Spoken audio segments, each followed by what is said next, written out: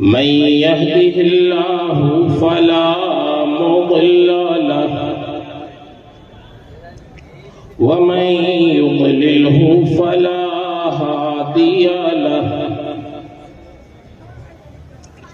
ونشهد أن لا إله إلا الله وحده لا شريك له ونشهد أن سيدنا ومولانا محمدا عبده ورسوله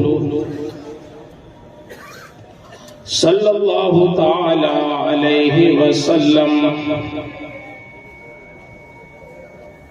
أما بعد فأعوذ بالله من الشيطان الرجيم بسم الله الرحمن الرحيم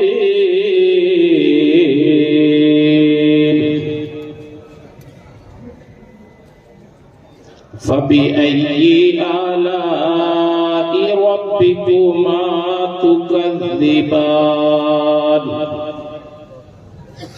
آمنت بالله صدق الله العظيم وصدق رسوله النبي الأمين الكريم ونحن على ذلك لمن الشاهدين والشاكرين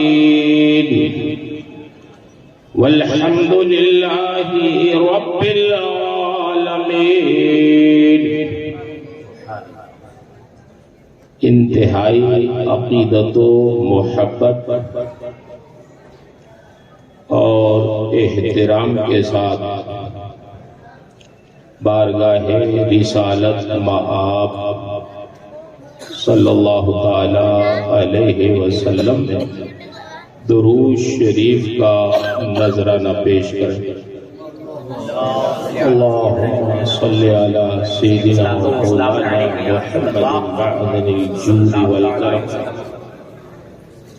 وآلہ وبارک وسلم صلاۃ و سلاما علیک یا رسول اللہ صلی اللہ علیہ وسلم. معزز حاضرین سامعین، رب العالمین کا بے پناہ شکر اور اس کا احسان ہے کہ رب تعالیٰ نے ہمیں اور آپ کو آج کی شب میں یہاں اکٹھا ہو کر اپنے ذکر و شکر کی توفیق عطا فرمائی. اللہ تعالیٰ اس مجلس خیر کو قبول فرمائے اور اٹھنے سے پہلے اللہ ہم سب کی مغفرت فرمائے.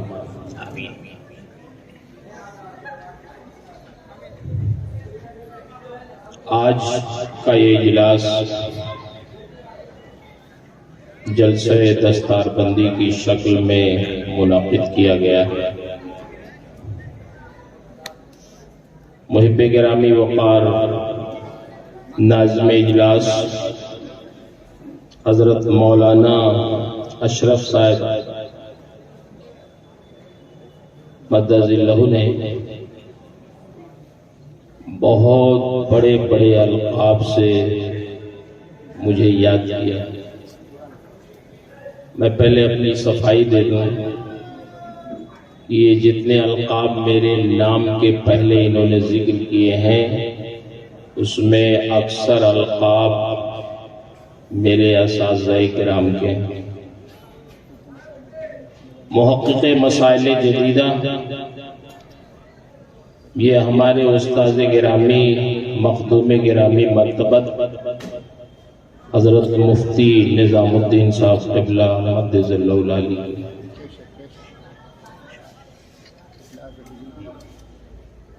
نئے نئے مسائل پر جو انہوں نے تحقیق کی ہے اللہ انہیں جزائے خیر دے، وہ انہی کا حصہ ہے.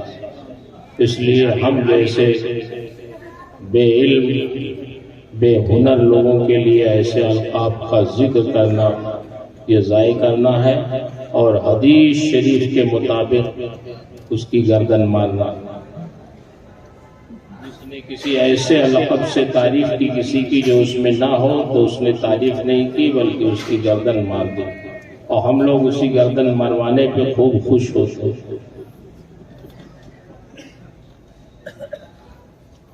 میرے استاد گرامی، مخدوم گرامی مرتبت حضرت علامہ خیر الازکیاء صدر العلماء محمد احمد مصباحی صاحب قبلہ مدظ اللہ العلی تشریف فرما ہے۔ اللہ نے جو خوبیاں حضرت کی ذات میں اکٹھا فرمائی ہیں وہ ایک تو نہیں، پوری جماعت کو اس کا اعتراف ہے۔ بے شک صرف ہندوستان ہی میں نہیں، ہند و پاک میں آپ کی نظیر ملنا ایک مشکل کام۔ وہ جامعہ اشرفیہ کے ناظم تعلیمات ہیں اور وہ استاذ بھی ہیں، ایک زمانے تک صدر مدرس رہ چکے ہیں۔ جامعہ اشرفیہ کے سربراہ اعلیٰ جانشین حضور حافظ ملت، شہزادہ حضور حافظ ملت حضرت مولانا عبدالحفیظ صاحب قبلہ مدظ اللہ العلی ہیں۔ سبحان اللہ سبحان اللہ۔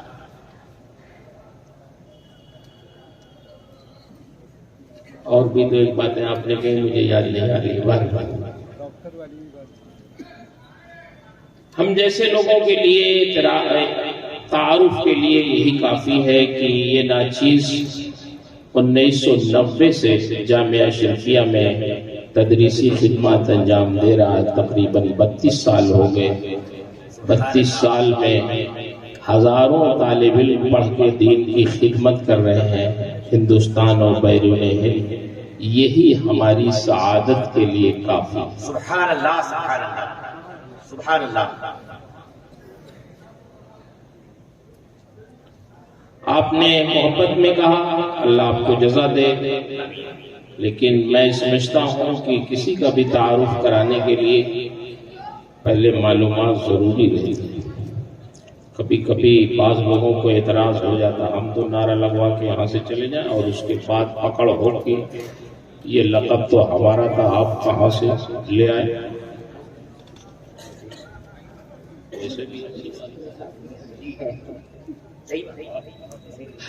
جس کا جو ہے اسی کو دیا گیا۔ معزز حاضرین، ہماری اور آپ سب کی عزت دین کی خدمت سے، دین سے الگ ہو کر ہماری کوئی حیثیت نہیں۔ مجھے یاد آئی بات، امیر المومنین حضرت عمر رضی اللہ تعالی عنہ جب اپنے دور خلافت میں حج کے لیے گئے تو مکے سے پہلے ایک جگہ مقام دجنان ہے، جب وہاں پہنچے تو اپنے ساتھیوں سے کہا تھوڑی دیر کے لیے یہاں رک جاؤ۔ لوگوں نے پوچھا امیر المومنین کوئی خاص بات ہے؟ آپ نے فرمایا ہاں خاص بات ہے، اس سرزمین سے میری ایک یادگار وابستہ۔ ارشاد فرماتے ہیں یہی وہ جگہ ہے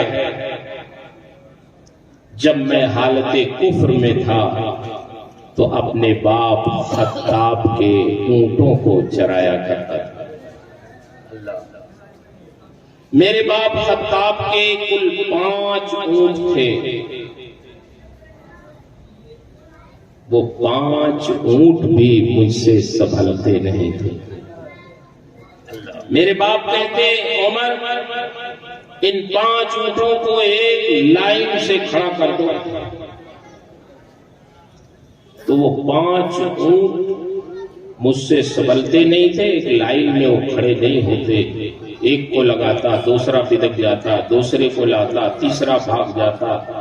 یہ 5 اونٹ بھی مجھ سے سنبھلتے نہیں تھے، اور میرے باپ خطاب کہیں چپکے سے کھڑے ہو کر مجھے دیکھتے رہتے تھے، اور جب سنبھلتے نہیں تھے تو آ کے پھر میری پٹائی لگاتے تھے۔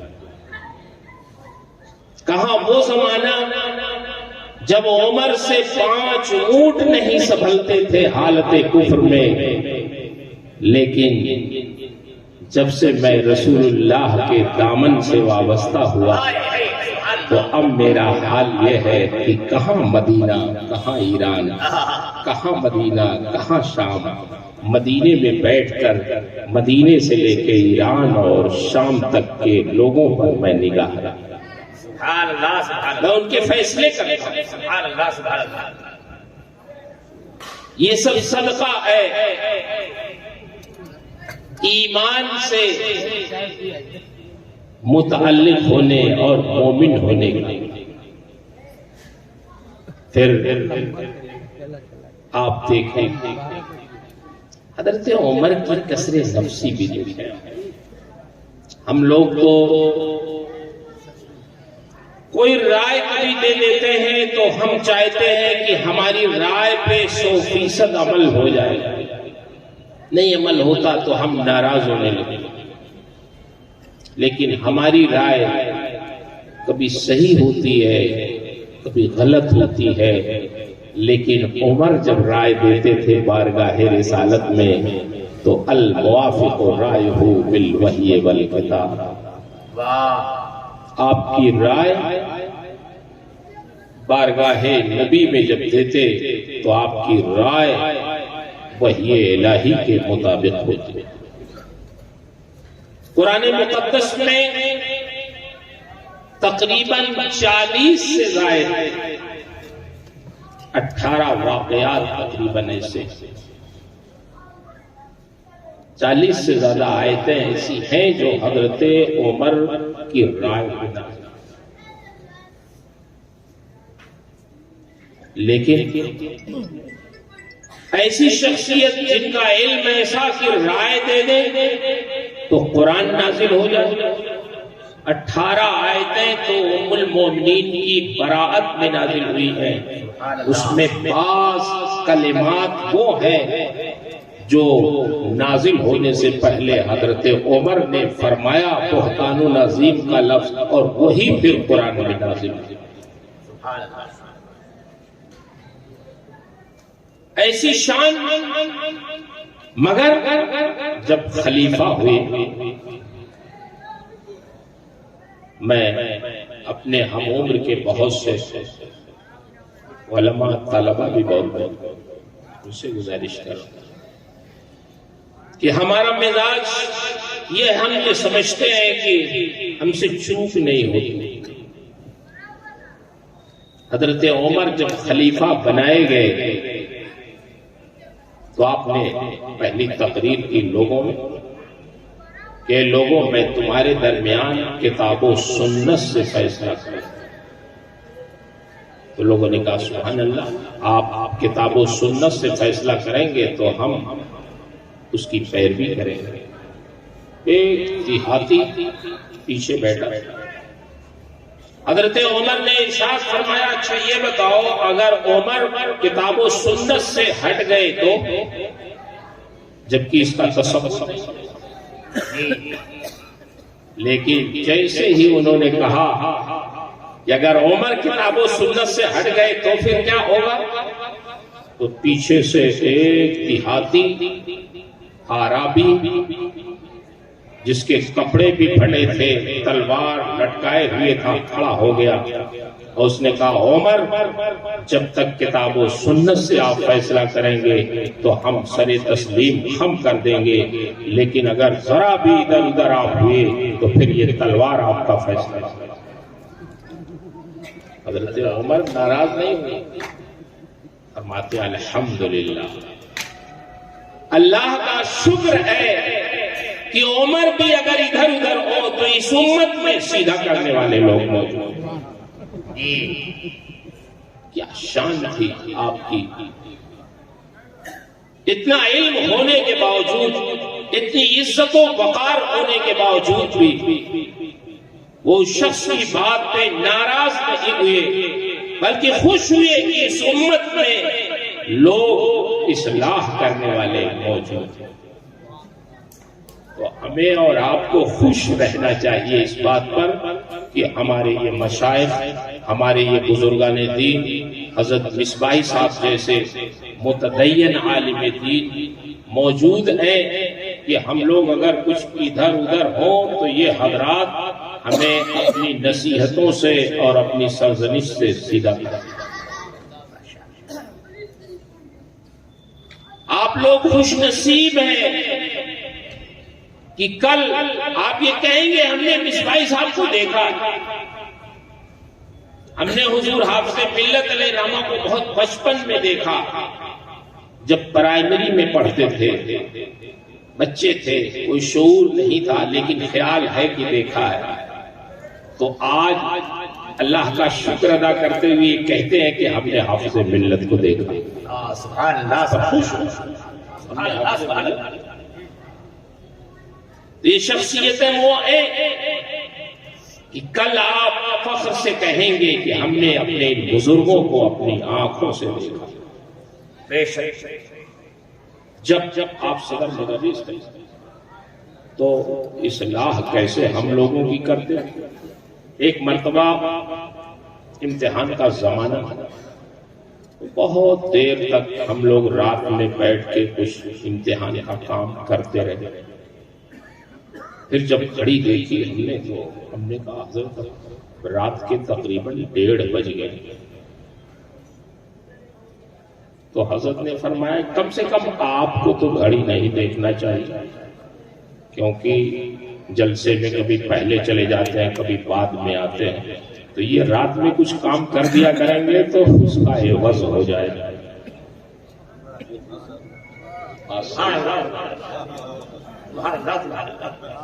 جلسوں میں کہیں جانا ہوا، کبھی ٹرین پکڑنی ہے، کبھی پہلے جانا پڑتا ہے، کبھی آتے ہیں تو کبھی جام میں پھنس گئے، کبھی ٹرین لیٹ ہو گئی، کبھی اور کچھ مسئلہ ہوا، 1 گھنٹہ 1.5 گھنٹہ 2 گھنٹہ لیٹ ہو گئے۔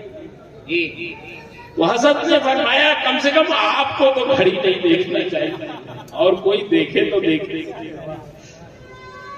آپ جو کبھی لیٹ لطیف آتے ہیں تو اس کا یہ بدل ہو جائے، خود بھی لگے رہتے اور ہم جیسے لوگوں سے کام لے لے۔ اللہ تبارک و تعالی کا کرم ہے آپ پر۔ ایک بار فرمانے اور دیکھیے، کوئی شخصیت ایسے نہیں بنتی۔ ایک بار ارشاد فرمایا آپ نے کہ بخاری شریف حافظ ملت علیہ الرحمہ سے میں نے پوری پڑھی، پوری، اور ہیرا سے مبارک پور پیدل آتے سنیچر کو جب آتے گھر سے، اور فرمایا کہ کبھی سبق میں پہلی گھنٹی میں بخاری رہتی تھی، لیکن کبھی پوری بخاری کے درس میں کبھی ناغہ نہیں۔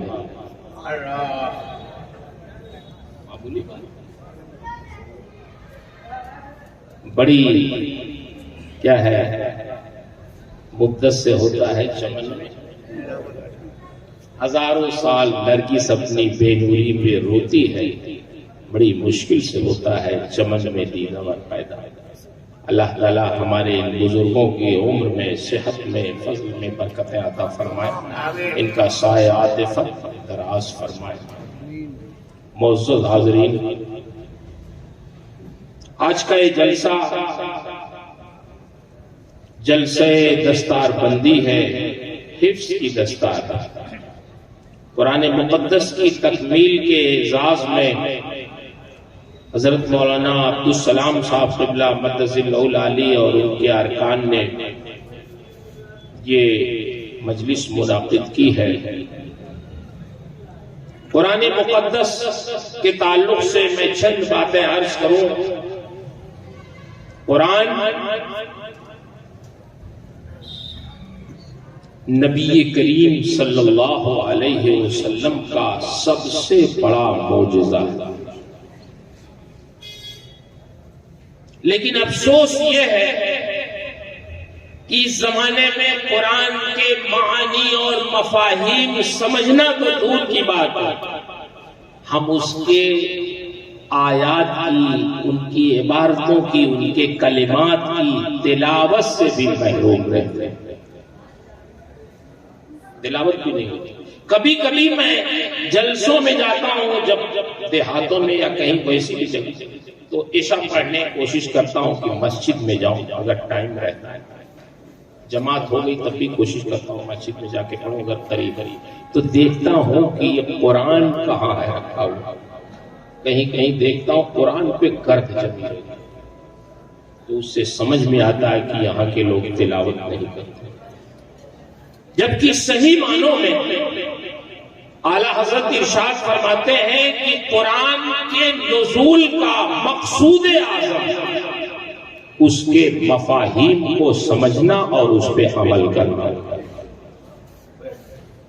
قرآن کی تلاوت کرنا یہ مقصود نہیں ہے، ہاں بلا شبہ قرآن کو بغیر سمجھ کے پڑھنا بھی یہ بھی ایک عبادت ہے، اس کو چھونا بھی، اس کو دیکھنا بھی محبت سے، اس کی تلاوت کرنا، یہ سب ایک بہت بڑے شرف کی بات ہے، لیکن اصل جو مقصود قرآن مقدس کے نزول کا ہے وہ یہ ہے کہ اس کو سمجھا جائے، اس پہ عمل کیا جائے۔